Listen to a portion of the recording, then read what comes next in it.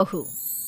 किशोरी लाल जी के बेटे राघव की शादी की बात जगह जगह चल रही थी, लेकिन किशोरी लाल जी को कोई लड़की पसंद ही नहीं आती थी। और उसकी एक ही वजह थी, किशोरी लाल जी का लालची होना। उनको लड़की वालों से मोटा दहेज चाहिए था और इसी चक्कर में एक दिन वो एक बहुत पैसे वाले के घर अपने बेटे का रिश्ता लेकर पहुंचे। उस आदमी का नाम था ओम प्रकाश। देखिए किशोरी लाल जी, मेरी एक ही बेटी है और मेरी सारी संपत्ति जायदाद सब कुछ मेरी बेटी नैना का ही है। पापा, नाम से लगता है बहुत खूबसूरत होगी। कितना अच्छा नाम है ना, नैना।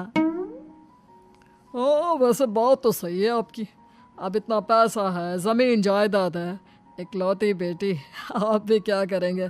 सब कुछ उसे ही देंगे ना। बिल्कुल ठीक पहचाना आपने। बस बेटी की शादी और सारी जायदाद उसके नाम। पापा, बिना देखे हाँ कर दीजिए ना। इतना अच्छा रिश्ता फिर कहाँ मिलेगा? माला माल हो जाएंगे हम। मैं अपनी बेटी को बुलाता हूँ। अरे नहीं नहीं नहीं नहीं, आपकी बेटी का नाम नैना है, सुनकर ही लगता है बहुत सुंदर होगी।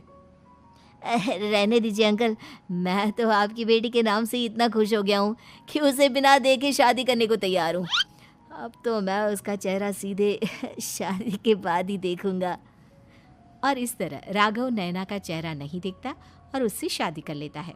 शादी के बाद अपनी सुहाग रात पर जब राघव नैना का घूंघट उठाकर देखता है तो नैना की आंखें बंद थी।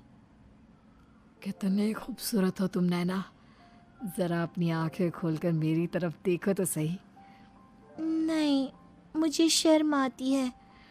अरे, मैंने तुम्हें शादी से पहले भी नहीं देखा, और अब अगर तुम आंखें खोलकर मुझे देखोगी भी नहीं तो मुझे अच्छा कैसे लगेगा? इससे पहले कि नैना अपनी आंखें खोलकर राघव की तरफ देखती, अचानक से लाइट चली गई और राघव नैना को पूरी तरह से देख भी नहीं पाया। अगली सुबह नैना राघव के लिए नाश्ता बनाकर लेकर आई।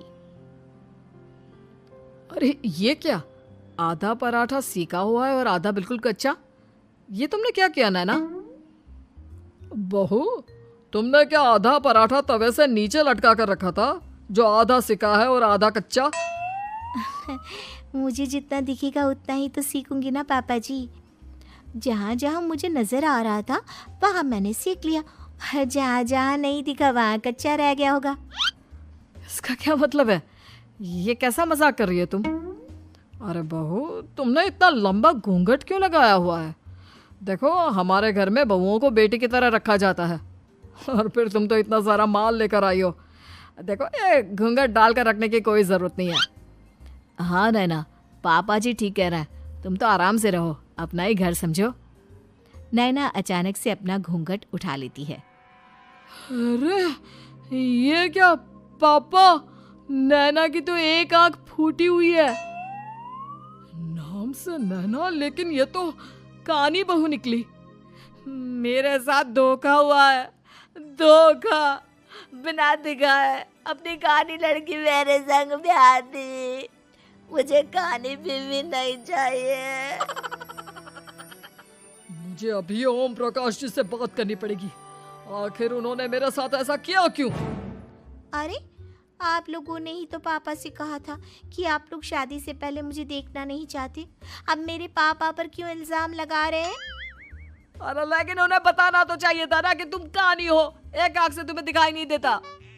किशोरी लाल और राघव नाराज होकर ओम प्रकाश को अपने घर बुलाते हैं। पापा जी, ये आपने क्या किया? शादी से पहले बताया क्यों नहीं कि नैना की आंखों में परेशानी है?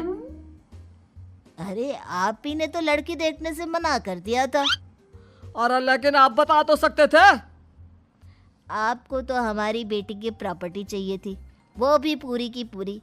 अब क्या हुआ अगर उसे आधा दिखाई देता है?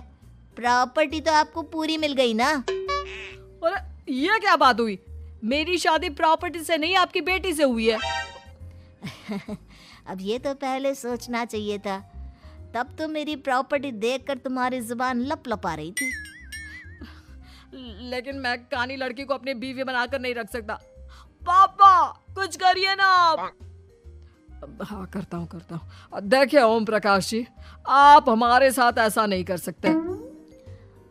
और तुम देखो, अगर तुमने मेरी बेटी से शादी तोड़ी ना, तो जो भी प्रॉपर्टी मैंने तुम्हें दी है वो तो पूरी की पूरी वापस ले ही लूँगा, और आधी प्रॉपर्टी तुम्हारी भी लूँगा। अरे मेरी आधी प्रॉपर्टी भला क्यों लेंगे आप? इसलिए क्योंकि मेरी बेटी को आधा नज़र आता है और उसकी नज़र अभी तक तुम्हारी आधी जायदाद पर ही पड़ी है। अब तुम उसे घर से निकालोगे तो कुछ तो लेकर जाएगी ना। और अगर हम आपकी बेटी को अपने घर की बहू बना कर रखे तो?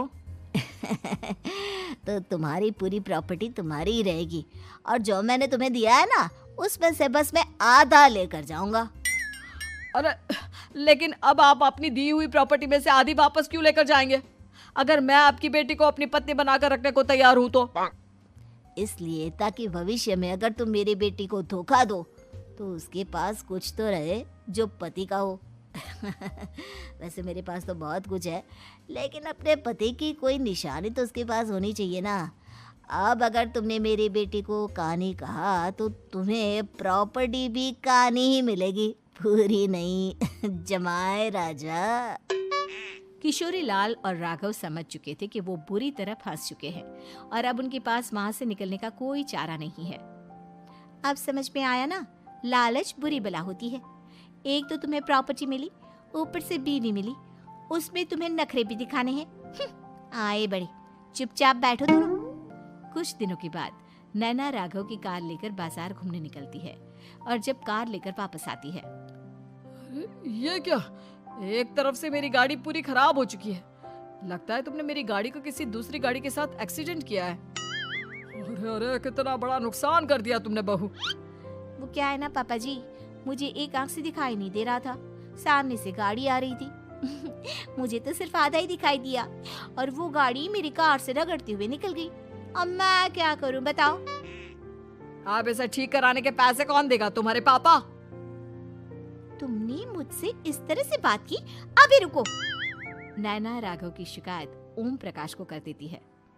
देखो राघव, अब जो मेरी आधी प्रॉपर्टी तुम्हारे पास थी ना, उसमें से आधी और मैं लेकर जाऊंगा, क्योंकि तुमने मेरी बेटी को डांटा। अरे नहीं नहीं पापा जी, गलती हो गई, माफ कर दो। गलती की तो कोई गुंजाइश ही नहीं। अगली बार मेरी बेटी को डांटा तो बची हुई आधी में से आधी और ले जाऊंगा। लालच के चक्कर में हम दोनों ने बहुत बड़ी गलती कर दी बेटा। एक तो तुम्हें कानी बहू मिली और ऊपर से जो माल मिला वो भी काना। इस तरह राघव की हर एक गलती पर ओम प्रकाश उसकी प्रॉपर्टी का आधा आधा हिस्सा लेकर अपना सारा माल वापस ले गया और राघव को कानी बीवी से काम चलाना पड़ा। भाई लालच वाकई में बुरी